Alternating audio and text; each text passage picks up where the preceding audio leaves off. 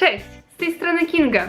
Prowadząc kanał, w którym przekazuję Wam wiedzę, dzięki której łatwiej Wam jest się uczyć poprawnie rysować, mimo wszystko wiem, jak wiele osób stara się rysować na własną rękę, w domu. I właśnie takie osoby bardzo często z chęcią sięgają po różne książki z kursami właśnie rysunku. Niestety, książkę do nauki rysunku może wydać każdy, nawet osoba, która nie posiada odpowiedniej do tego wiedzy. Dlatego w tym odcinku pokażę Wam, czego unikać i na co zwracać uwagę, kiedy wybieramy właśnie tego typu materiały. W Empiku jest sporo takich książek i postanowiłam, że wybiorę jedną z nich, która wydała mi się najgorsza, taka, która uczy Was naprawdę niepoprawnych nawyków, z których później jest naprawdę ciężko wyjść, jeśli już się do nich przyzwyczaicie. Jeśli podobają Wam się materiały tego typu, albo chcielibyście, żebym przedstawiła przybory, materiały, które są zdecydowanie lepsze od tego, co za chwilę zobaczycie, to dajcie lajka i zasubskrybujcie kanał z dzwoneczkiem. Więc najgorsza książka, którą wybrałam, jest to Kurs rysowania dla każdego, autorstwa Claire Watson Garcia. Już na pierwszej stronie widać błędy, mimo że jest tutaj tylko parę brył. Zamiast jednej zdecydowanej kreski autorka postanowiła dać ich nie wiem ile. Jest ich zdecydowanie za dużo i jest to podstawowy błąd. Takie pogrubienie krawędzi zaburza nam proporcje tej bryły. I tak naprawdę w tym przypadku ja nie wiem, na co mam patrzeć. Czy ta bryła kończy się przy wewnętrznej stronie tej grubej krechy, czy raczej zewnętrznej? I tutaj możecie zobaczyć, jaka to jest różnica. Niby minimalna, niby pierdoła, ale tak naprawdę jeżeli weźmiecie się za przedmiot, który no jednak jego proporcja ma bardzo ważne znaczenie i ten 1 mm nawet Wam zaszkodzi, no to wtedy takie pogrubianie kresek może dać Wam błędy w tych proporcjach. No dobrze, ale idziemy dalej i mamy tutaj stronę, która powinna być wizytówką, a zdecydowanie nią nie jest. Ta twarz, która znajduje się w rogu, jest zdecydowanie antyreklamą. Za to owoce nie są pokazane w żadnej kompozycji. Kształt też jest tragiczny, a sposób cieniowania woła o pomstę do nieba. No a o tych owocach, które są w koszyku albo w misce, pozwólcie, że nie będę się już o ten temat wypowiadać. Aż dziw, że Empik sprzedaje te kartki pełne wstydu za 30 zł. Ale spokojnie, to jest tylko początek, będzie gorzej. Mamy też tutaj informację o autorce. Jest wykładowczynią, prowadzi kursy dla początkujących od 20 lat. Okej. Ja całkowicie rozumiem prostszą formę przekazywania wiedzy dla osób początkujących, jednak prostą nie znaczy niechlujną, niepoprawną, czasem zrobioną całkowicie od niechcenia, z złym rozplanowaniem cieni. Trzeba mieć na uwadze, że niektórzy mogą uznać to za szczyt możliwości, bo w końcu uczy ich znana wykładowczyni.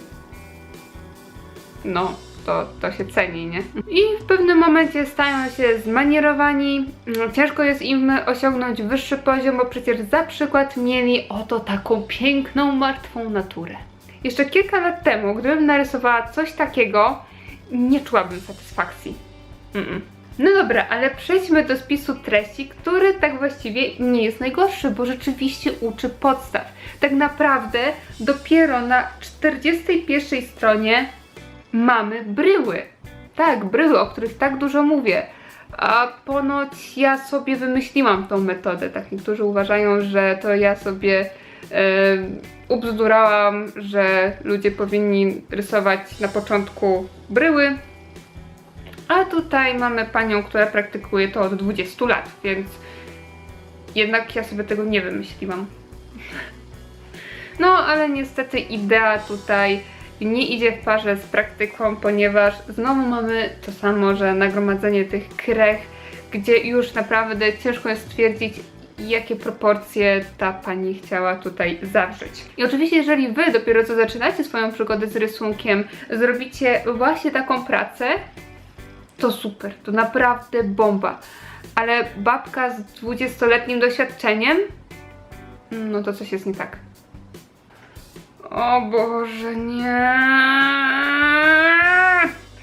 Czasami mam takie wrażenie, że ta książka przedstawia słabe rysunki, żeby każdy laik był w stanie to powtórzyć. z wielkim powodzeniem. Przy okazji powtarzając naprawdę okropne i krzywdzące błędy, które widać na tym świeczniku. Autorka chyba naprawdę uznała, że ktoś poczuje wielkie zadowolenie w momencie, kiedy będzie w stanie już na samym początku zrobić rysunek 1 do 1 z tej książki, nie myśląc o tym, że tak naprawdę taka osoba może stracić dążenie do jakiegoś większego celu. Albo chociaż przeciętnego z zachowaniem podstaw. I choć rozumiem, że strona, która jest tutaj zatytułowana, są to wstępne szkice i wstępne szkice nigdy nie są piękne, to one nigdy nie są gotową formą. Chociaż przydałoby się, żeby była tutaj zawarta jakaś pionowa linia, żeby ten świecznik nie wyglądał jak ciepła, rozlewająca się plastelina. Przy okazji nie ona to rysowała, tylko ktoś inny. I najlepsze jest to, że mowa tutaj jest o sprawdzeniu symetrii, czy nasz rysunek jest symetryczny. I zdecydowanie świecznik nie jest symetryczny. Okej. Za to przy tych kwiatach kolejny problem jest taki, już nie mówię o tym, że one są niedokładnie narysowane, bo załóżmy, że to jest szybki jakiś tam studyjny szkic i jakby forma tutaj miała być tylko z grubsza, jednak cienie powinny być tak zaznaczone, żeby było wiadomo, skąd jest światłocień. Jednak ja nie wiem, skąd pada światło, ja nie wiem, gdzie te kwiaty są oświetlone. One są tak naprawdę jednolitą masą, forma jest strasznie nieczytelna i cienie właśnie bardzo niezdecydowane. Ale nie wszystko nadaje się tutaj do kosza. Jest jedna rzecz, która jest naprawdę fajnie przedstawiona, czyli sprawdzenie proporcji. Albo kąt padania linii, na przykład jeśli mamy krawędź jakiegoś mebla, kuchenki. Gdy to przeanalizujemy, możemy śmiało dowiedzieć się, jak patrzeć na naturę, a potem jak przenieść to na papier z zachowaniem odpowiednich proporcji. Niestety jest to jedna z nielicznych dobrych porad z tej książki. No powiedzcie, kto pragnie, żeby nauczyć się i narysować tej najwyższej klasy wazonik? Błagam, nie mówcie, że wy, bo zwątpię w wasze ambicje. Dynia ani nie wygląda tak, ani tak. O, a najlepsze jest to, że to nie jest dynia. To pomidor. Grunt to rysować tak, żeby na pierwszy rzut oka wiedzieć, co to jest. Niby cienie są okej w teorii, ale jednak coś tu nie pykło. Strefa ta, która jest oświetlona, jest jasna, mamy mocny cień, światło odbite i cień na podłożu, który jest najciemniejszym elementem rysunku. Jednak nie mamy takiego uczucia, że jest to wypukłe, że jest to coś, co nawiązuje do kuli. Dla mnie jest to nadal płaski rysunek z jakimś, nie wiem, ciemnym, ukośnym paskiem, który ma być raczej ozdobą, a nie cieniem. Dlaczego? Ponieważ jest to zrobione bardzo na szybko. Widać, że jest to rysunek strasznie niechlujny, że jest to tylko zaznaczenie tak naprawdę z grubsza, gdzie mają być cienie, ale nie są one dokończone, ponieważ w naturze nie mamy takich chamskich odcięć, nie mamy takiej nagle granicy. Mimo wszystko powinny znajdować się pewne gładkie przejścia. Tak naprawdę w rysunku dyni zabrakło pośrednich tonacji, które powinny być zawarte, chociaż tak jak pokazałam w jednym poradniku, jak poprawnie cieniować. A kieliszek jest krzywy. Bardzo krzywy. Znowu brakuje rozrysowania, chociażby pionowej linii, żeby nóżka nie była pofalowana, a nie ukośna. I po raz kolejny teoria dobra, praktyka jak widać. I co najlepsze, większość tych rysunków nie są rysowane przez autorkę tej książki. Są tutaj przedstawieni inni autorzy, bo nie powiem artyści, którzy nie posiadają jeszcze odpowiednich umiejętności po to, żeby uczyć innych. Uczymy się zawsze od najlepszych, uczymy się zawsze od ludzi, którzy posiadają już wiedzę. Autorka w ogóle napisała, żeby zmrużyć oczy, aby odnaleźć konkretne kształty cieni każdego z obiektów. I mamy tutaj gruszki, które mają bardzo mocny cień rzucający na podłoże, jednak same gruszki tego cienia już nie posiadają. Są całkowicie płaskie. Tak naprawdę gruszki wyszły jako kontur. Kontur nie występuje w naturze. I jest to podstawowa wiedza. Za to kolejny rysunek tulipanów przedstawia ciemną, dosłownie ciemną masę. Jest tutaj zastosowanie ciemniejszego cienia, tarara, jednak ten cień jest rozłożony po całości. A tak nie powinno być. Cień jest zawsze tam, gdzie światło nie dochodzi, a gdzieś światło dochodzi, więc powinny być też gdzieś jasne części, jednak ich tutaj nie ma. Są potraktowane ołówkiem zbyt jednolicie, do tego ten masakryczny, makabryczny, ciemny, gruby kontur w kwiatach. No i znowu mamy kubek, który jest rozrysowany, mamy pionową linię. Idea była ok, no ale jeżeli ktoś będzie naparzać tyle tych kresek, to co będzie przy bogatej kompozycji z nagromadzeniem wielu elementów? Wyjdzie wam taka sieczka, że kompletnie już nie będziecie wiedzieli, co tam się dzieje. No ale już pomijając ten fakt, jakim cudem po rozrysowaniu ten kubek i tak wyszedł krzywo? Jak? To dalej jest naprawdę bardzo zły przykład dla osób początkujących, że mimo rozrysowania mamy krzywe prace. A ta praca będzie zagadką na ten film. Jeżeli wiecie, co to jest, napiszcie w komentarzu. Ja bym stawiała na jakąś paprykę, bo ma taki ogonek. Albo jabłko. Poddaję się. No i powiem szczerze, że osobiście w życiu nie spotkałam się z kanciastą gruszką. Choć co ja tam wiem. Książka bardzo opiera się na szybkich ćwiczeniach, o tym, żeby rysować z natury, tak naprawdę w biegu, w każdym momencie, bez jakichś tam wygórowanych oczekiwań, że wyjdzie nam arcydzieło. Mimo wszystko jest to bardzo dobre podejście, ponieważ często można zobaczyć opisy, w których jest przedstawione, w jakich okolicznościach dana osoba rysowała, że tak naprawdę siedziała gdzieś tam, pilnowała swoich dzieci, a przy okazji gdzieś tam leżał dozownik, to narysowała ten dozownik. Albo ktoś na przykład siedział, rozglądał się, zobaczył swojego kapcia i narysował sobie kapcia. I to jest super, tak, bo pokazuje to, że musimy ćwiczyć cały czas i lepiej jest robić częste, regularne ćwiczenia, nawet jeśli one będą super krótkie, ale je robić, niż raz usiąść, długo rysować, zrobić jeden wypaściony rysunek, a potem mieć, nie wiem, tygodniową przerwę. Jednak drażni mnie to, że cała ta książka autorka oparła o właśnie takie bazglowy, nie dając ani jednego konkretu. A to jest całkowicie niedopuszczalne. Ta gitara wygląda mi na bardziej taką stylizowaną, więc nie powinna znajdować się w ogóle w takim poradniku. Daje ona nam taką zakrzywioną wizję na temat rysunku i osoby, które się uczą, stracą taką wrażliwość na dostrzeganie dysproporcji. Osoba, która uczy się w domu na własną rękę, narysuje taką gitarę, zrobi ją tak samo krzywo i uzna, że jest spoko, że jest dobrze, bo przecież ktoś inny właśnie tak to zrobił. I nie będzie rozumieć tego, że skoro jest krzywo, to znaczy, że trzeba popracować nad tym jeszcze bardziej, że trzeba jednak coś poprawić. Ciężko nam skorygować nasze własne błędy w momencie, kiedy nawet nauczyciel robi je w tak karygodny sposób. Wiecie, kiedy wyjdzie coś troszkę krzywo, no to świat się nie zawali, nic się nie stało, ale tutaj wali się wszystko. Choć krzywo to mało powiedziane w momencie, kiedy zobaczymy, że w książce, która nas edukuje, możemy znaleźć źle narysowany sześcian. To mnie zatkało. Boże! Sześcian. Błagam, nie kupujcie tej książki, bo czymś takim naprawdę można zrobić sobie krzywdę. Sześcian.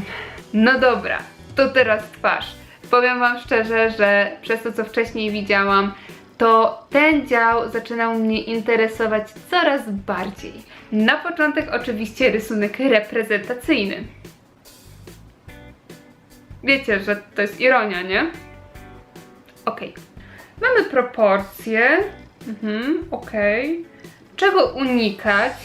Bardzo fajna sprawa, tak. Czego nie robić, jak nie rysować, jak rysować oko. Jak rysować nos, usta, no i przykładowe twarze. Wow. Czy naprawdę widzicie, co jej się stało z polikami? To nie jest cień, który zaznacza kości policzkowe. To są krzywe, źle rozplanowane, właściwie no pierdziel, gdzie nie, gdzie plamy. I tak naprawdę ta twarz nadal jest płaska, tylko brudna. A włosów to chyba naprawdę się nie chciało rysować. Kolejna twarz jest niezłą zagadką. Ten krzywy nos to nie jest efekt tego, że człowiek jest niesymetryczny, tylko nie wiem czego. Do tego kontur, który jest zawarty w oczach. Ja nie widzę formy twarzy. Ja widzę jednolitą, szarą plamę z podbitym okiem, tak przy okazji. Tutaj mamy portret, który jak widać był rozrysowany, jednak nadal ma zaburzenia proporcji, a do tego cienie są strasznie brudne i włosy nie przypominają włosów. Jeśli to miałby być taki bardzo szybki szkic do ćwiczeń, to jest super, jednak jakby nie patrząc, to strasznie wprowadza w błąd czytelnika, dając mu właśnie taki rysunek jako ostateczną formę, mimo że to nie jest nawet bliskie ukończenia. Ja bym to nazwała taką średnią bazą. Niestety, biorąc pod uwagę, że jest to poradnik, niektórzy mogą uznać, że jest to szczyt możliwości, jaki można osiągnąć w rysowaniu portretów. A tutaj mamy kolejny okropny przykład, który pokazuje, jak pięknie włosy mogą wpłynąć na odzwierciedlenie podobieństwa modela. Szkoda tylko, że włosy nie zawierają faktury, która dawałaby efekt włosa. Do tego patrząc na tą twarz, widać, że cała wiedza z poprzednich stron w tym momencie się rypła. Gdzie nagle jest zastosowanie wiedzy o oczach, o nosie, o ustach? Mało tego, tutaj możemy zauważyć podobieństwo chociażby tych oczu do rysunku, który był raczej w dziale unikać, czyli że tak ma się nie rysować. Uważam, że brak konsekwencji w takiej książce może być bardzo niebezpieczny dla osób, które się uczą, bo w pewnym momencie oni już nie wiedzą, co mają robić. Wcześniej były zasady, tak robić, tak nie robić, nagle mają przykład z rysunkiem, w którym są zawarte rzeczy, które nie powinno się robić, które są błędne, ale jednak są przykładem jako ten dobry rysunek. Matko jedyna, wszyscy by się w tym pogubili. Więc tak jest dobrze czy niedobrze? Dobre dopasowanie obszaru szyi i podniesienie spadku ramion dodało temu portretowi precyzji. Słowo precyzja i ten portret się nie łączy. Tutaj martwa natura znajduje się na samym końcu. Częściej to człowiek jest na końcu, ale załóżmy, że w ostateczności, kiedy już troszkę rysujemy i chcemy przejść na bardziej zaawansowane rzeczy, to właściwie to się między sobą przeplata człowiek i taka, można powiedzieć, skomplikowana już martwa natura z taką pełną kompozycją. Niestety martwa natura jest tutaj na bardzo, bardzo niskim poziomie. Widoczny kontur, słabe cienie, tak słabe, że nawet nie tworzą żadnej formy, a gdy jest ciemno, to jest ciemno po całości, więc ze skrajności skrajność. Naprawdę straszne, gdy to się przegląda. Straszne. Jak dla mnie największy problem tej książki jest fakt, że autorka wykorzystała pracę zupełnie innych twórców, którzy nie mieli jeszcze doświadczenia. Nie mieli na tyle wystarczającego doświadczenia, żeby być jako przykład do książki, która jest poradnikiem dla innych osób, które chcą się uczyć. Cała książka jest opisana bardzo poprawnym technicznym językiem, mimo że wszystkie przykłady są na bardzo niskim poziomie. Trochę tak, jakby autorka chciała zatuszować brak swoich umiejętności technicznym żargonem. No i pamiętajmy, że ktoś, kto dopiero zaczyna, to takie opisy mogą być troszkę jak taki bełkot, nie za bardzo będzie to zrozumiałe. Pamiętajcie, że na rynku jest naprawdę cała masa różnych książek, które są poradnikami dopasowane do różnego stopnia zaawansowania. Nie musicie wybierać ani za trudnych, ani za prostych. Ważne, żeby były stworzone przez człowieka, który rzeczywiście ma jakieś pojęcie i poprawnie potrafi odzorować martwą naturę, portret czy jakąkolwiek inną rzecz w taki sposób, że przynajmniej ta rzecz wygląda jak ta rzecz. Więc naprawdę wybierajcie te książki, które są warte waszych pieniędzy. Pamiętajcie, że to nie jest koniec tej serii, ponieważ planuję jeszcze nagrać odcinek o książce, która jest właśnie porządna, na którą warto zwrócić uwagę i również możecie ją zakupić w Empiku. No i ta zdecydowanie pomoże Wam w nauce. Więc jeżeli również chcecie zobaczyć taki materiał, to dajcie lajka i zasubskrybujcie kanał z dzwoneczkiem. No bo chyba nie chcecie przegapić tego filmu, co? Chciałabym również podziękować naszym patronajtom za wsparcie, to naprawdę bardzo dużo dla mnie znaczy i już niedługo pojawi się nowa paczka na patronite.pl, blondyki też grają. Będzie udostępniony nowy, ekskluzywny materiał. To do zobaczenia do następnego odcinka. Pa!